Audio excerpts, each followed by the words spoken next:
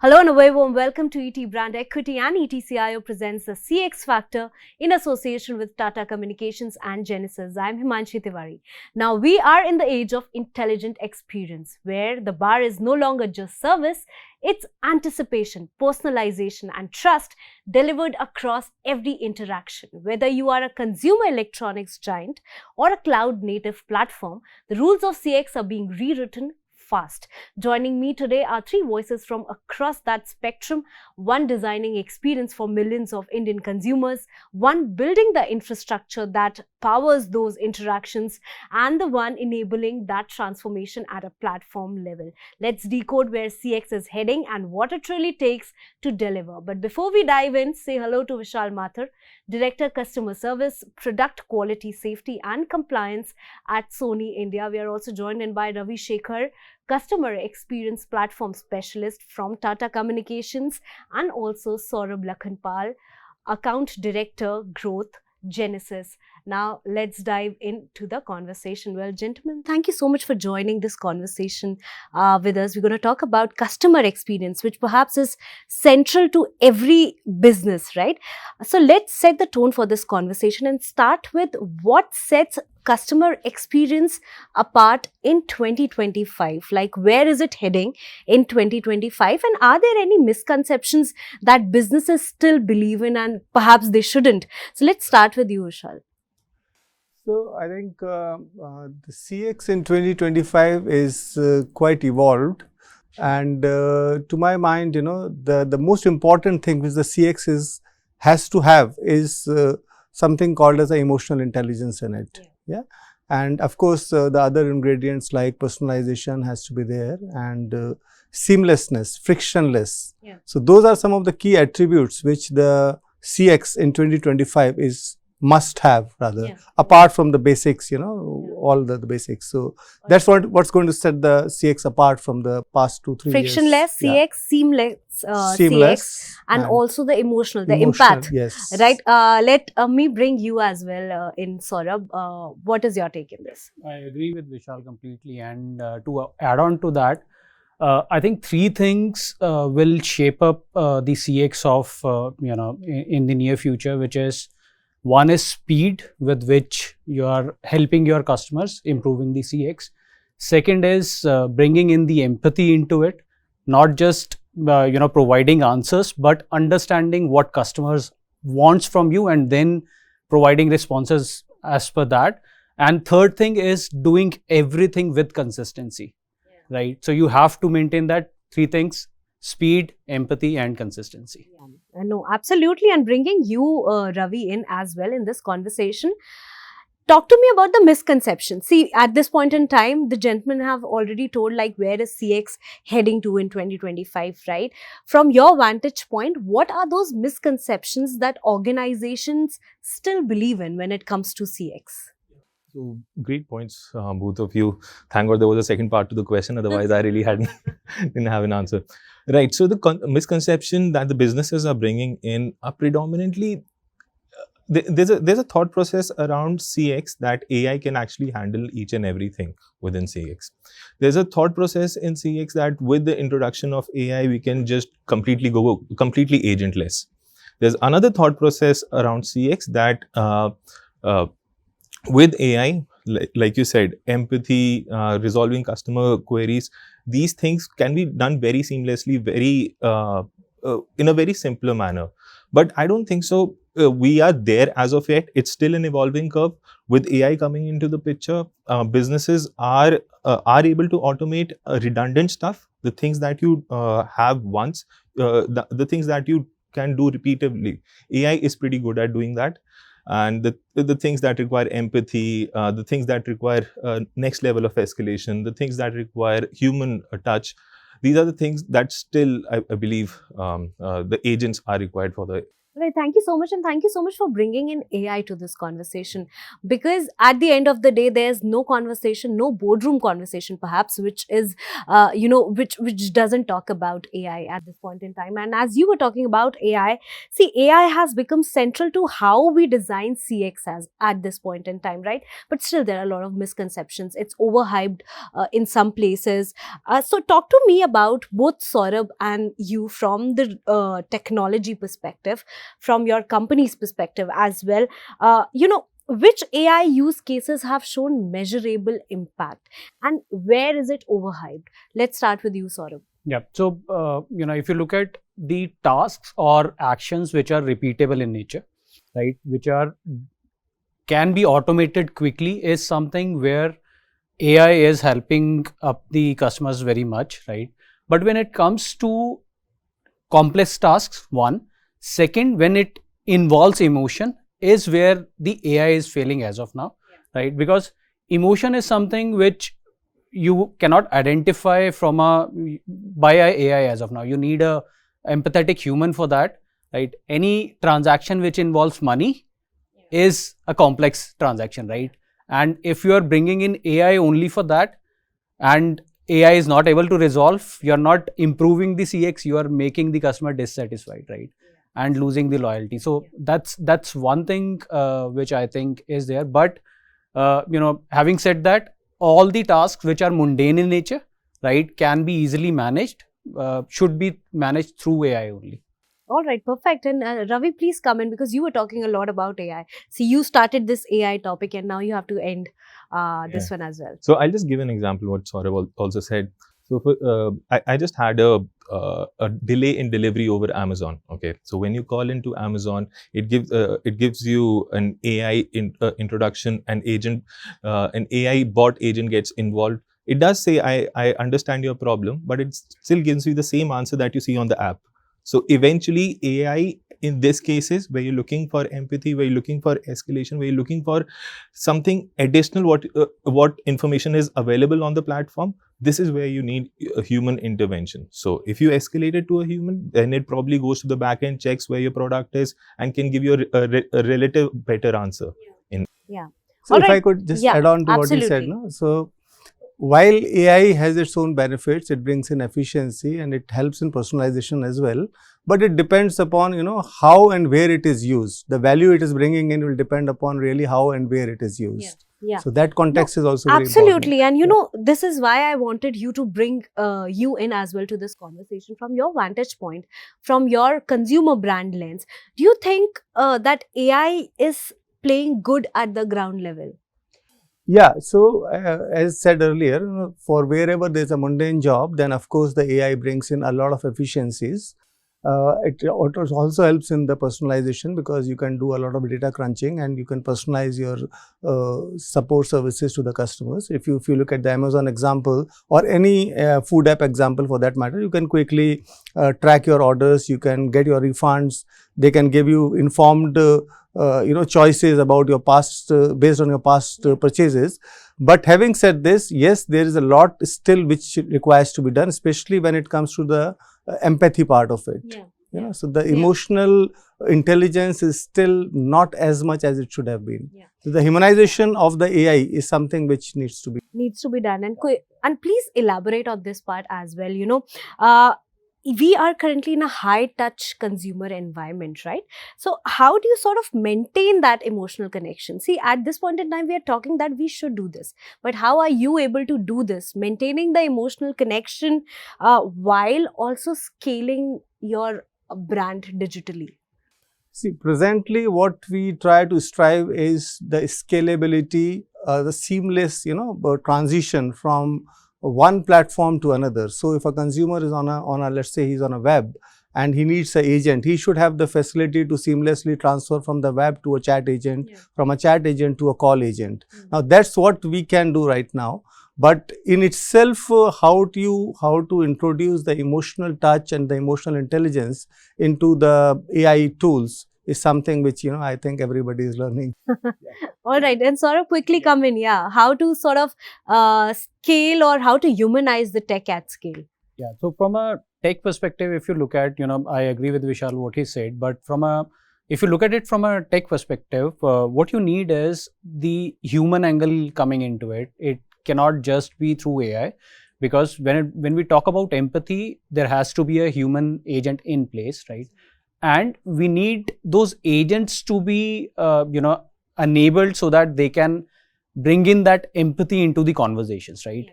We need to supply them with the tools so that on a real time basis, while the conversation is going on with the customer, he has everything in place. He's not pressing alt tab, switching through multiple windows to find that information. That information should be right in front of them at that point in time. I think that's how you bring in the emotional connect at that point. No, thank you so much for summing that for us. And if you can, Ravi, quickly come in, let's talk about how brands are now moving from multi-channel to sort of omni-channel presence, right? So what are the real integration roadblocks? Now, as the brands have started this journey, or what are those blocks that you are observing from the back end or from the platform perspective, and how are you sort of addressing them?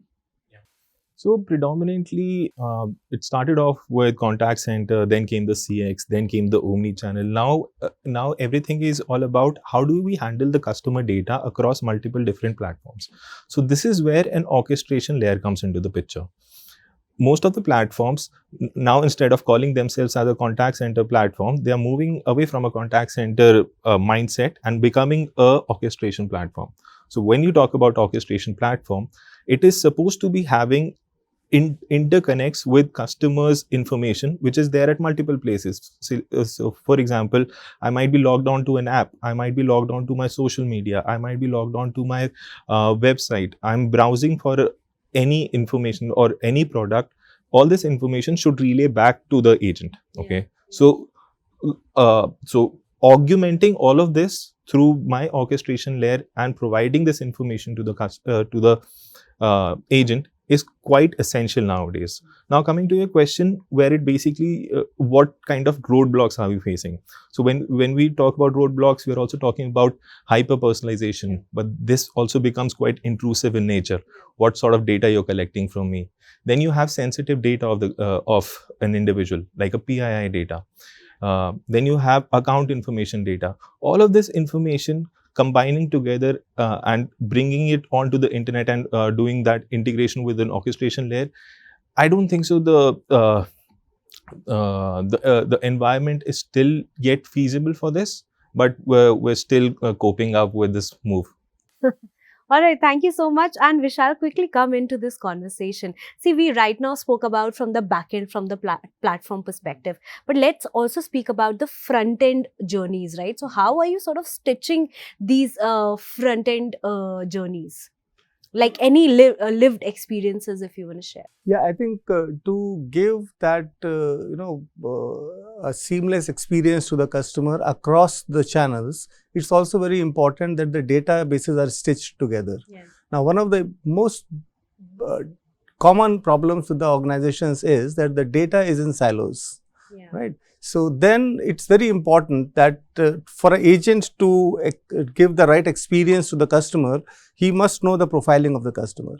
And then to have the 360-degree view of the customer, it's very important that there are platforms like a customer database platform or a cloud-based where all the various data sources are stitched together, so that when somebody is responding to a consumer, he knows the full profile of the consumer, whom he is talking to. Customers expect us to know themselves.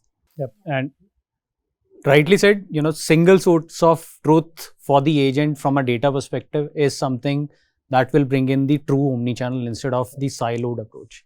All right, perfect. And thank you for sharing that example. But gentlemen, as we are talking about tech, the tech side of customer experience, but as we all know that tech isn't the only thing, right? Customer experience can't only succeed with tech alone, right? It needs people. Right? So how are you sort of enabling your people in the organizations when it comes to delivering customer experiences, and especially those people who are not directly in the customer facing roles? So let's start with you, Saurabh. Yeah. So that's a great point. I always say to my customers, tech is only an enabler. It is how you're using that tech that makes the difference, right? And when we talk about an organization, there are different departments into it, right? There is a marketing guy who would talk about or narrate the brand story. There is a renewal specialist who will talk to the existing customers for renewing their contracts, right? There are other departments as well. There is a product guy who will develop the new features in the product, right? When we talk about the frontline agents who are giving the CX to the customers, they do all these jobs, right? They are the brand orators, right? Because they are the frontline to the customers. Yeah. They are the product educator as well. They have to tell the customers that how to use the features. Yeah. Even sometimes they are the renewal specialist as well, where they're doing that, right? So tech should enable them, right? As I previously said as well, they should not have to glance through multiple screens. Yeah. Tech should have one screen available for them only, and that one screen has all the capabilities that they need for serving their customers, right? Second, they should have all the details which are there, right, on a real-time basis. And then the analytics comes into picture from a tech perspective. Yeah. So all these combined is something I think from a tech perspective we can enable the. Yeah, perfect. Ravi, please quickly come in. See, we are talking about different departments in every organization, right? And everyone is not responsible for the customer experience. But at the end of the day, when we see the larger picture, the macro level, all of the employees are working truly towards giving the best of the customer experience, right? So how are you sort of collaborating first with all those teams, and also how are you enabling these teams or people that are not facing directly to the customers but are also delivering on the customer experience? Right. So as you said, there are different BUs within an organization that are responsible for their own work, right? So if I have to go to a business guy and tell him that you should do this, you should do this is completely wrong. It's basically an information that has to come from someone who's dealing this end-to-end discussion with a customer. This information comes to a guy who can translate it as a business requirement. Then this information comes to a CX expert who basically see that this tech can help us enable this business feature. Okay. Then it goes on to the back end. Then we explain it to the back end team that this is how and what needs to be done. And then eventually the process rolls out. So this is how I believe the complete flow should be. Yeah. Because until and unless you get this information directly from the, I would say, horse's mouth, yeah. It becomes very difficult for anyone to analyze what the requirement. While you guys are talking, Vishal has been smiling throughout the conversation. I really want to know his point of view in this topic. So I was just wondering, because we come from different areas, yeah. So we have very different perspectives, yeah. Yeah. Now, from my perspective, one, there has to be a top-down approach. So the leadership has to continue to talk about customer success in all their communications, in all their town halls. Then there is another thing which, the VOCs. The VOC flow is normally to the frontline teams. Yeah. But the VOC flow has to be to all teams, yeah. Be it IS, be it HR, be it accounts, finance. Sometimes we ourselves create those barriers. Oh, what does HR have to do with the VOC?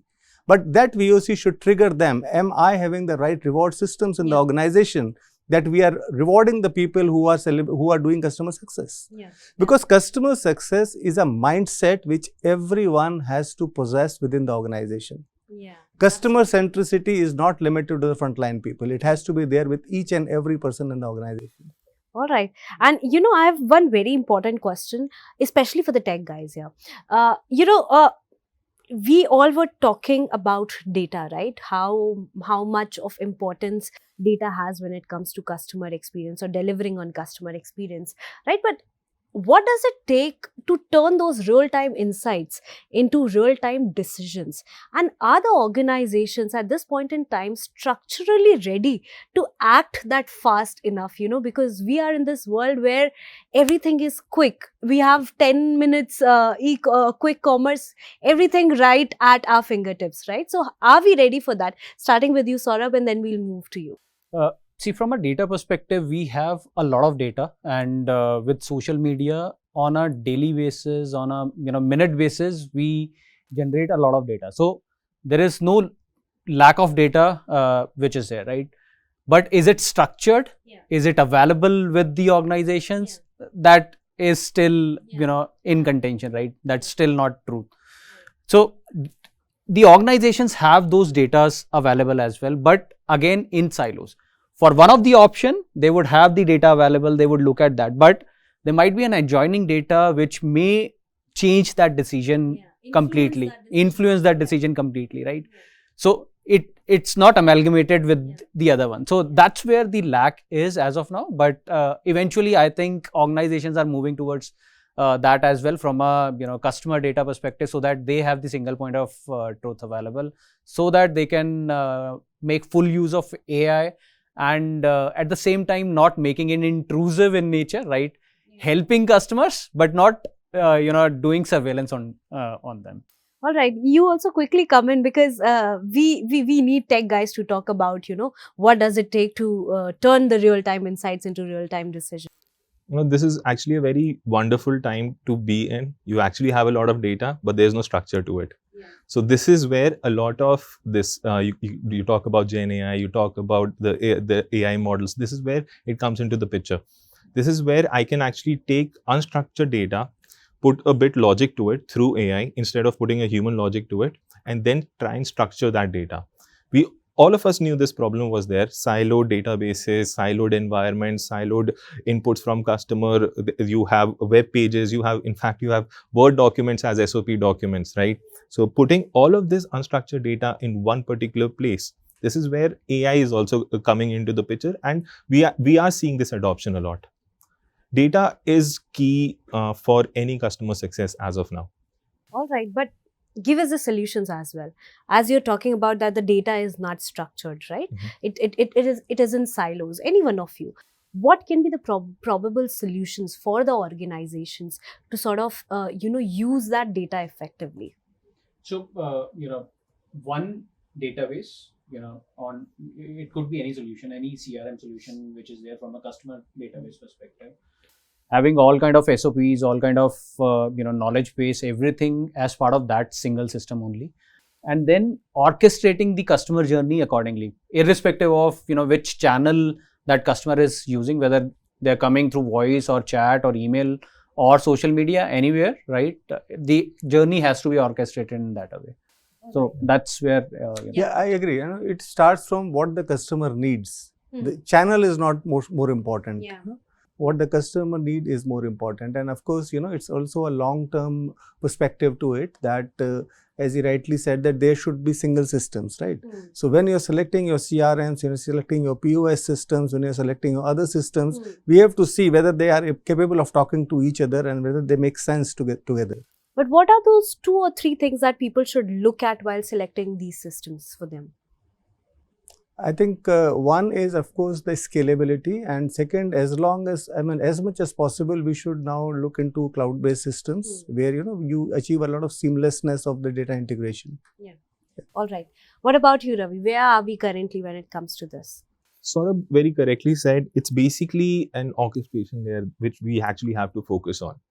There would be siloed environments, there would be siloed databases, there would be different CRMs, because different BUs within an organization are comfortable with a particular type of CRM, a particular type of database. But if you put a orchestration layer on top of it, be it any channel, be it any CRM, be it any database, be it any information from any unstructured data, this orchestration layer should be able to organize this and provide an augmented assistance to an agent or to an end customer as well. All right, gentlemen, thank you so much, first of all, for being a part of this conversation. At this point in time, we are not done, right? We still have more to talk about when it comes to customer experience, and perhaps we'll cover that in next episode. But for this episode, if there's any one CX capability that you think, that you bet on probably, and the companies cannot afford to sort of not use it in the upcoming 1 or 1.5 years? What would that be and why? Be quick. Let's start with you, Vishal, from your So vantage point. I would repeat what I said. I would like my systems to be emotionally intelligent, right? Because that is something which the customers want. They want to be treated in a certain manner. We can have the tech around it, but we have to have a balance between the tech and the humanization. Yeah. Right? Human, of course, can do the empathy part of it and all that, but can tech do it for us? Yeah, no, To some absolutely. extent. Absolutely. Human is perhaps the foundation. And, I was having this conversation a few days back. A tech can, of course, tell, even from a very basic level, a tech can perhaps tell which color clothes you should wear or what color will suit you. But a tech can never tell what color you generally wear when you are the happiest or when you are sad, right? Moving on to you, Saurabh. What I'll is echo with what Vishal said. Emotional analytics, one, customers should watch out for that. Second, I would add one more, which is journey orchestration, which is very important. all right here? I would predominantly say assistant. Everyone loves an assistant. So predominantly an agent gets it, a supervisor gets it, a manager gets it, a end customer also gets it. Someone to initiate the conversation, someone to take you to the next step is an an AI assisted solution is something that I don't think so we would be able to move any further without it. All right. Well, thank you so much, gentlemen, for being a part of this conversation. And we are ending on this note that CX now is not only about satisfying your consumers, it's much more. It's Yes. layered, right? It's about designing the correct systems, having the correct culture in place, and enabling the correct technology. Yes. Well, thank you so much for being a part of this conversation. And to our viewers, stay tuned for many more such interesting videos only at the CX Factor in association with ETCIO and ET BrandEquity.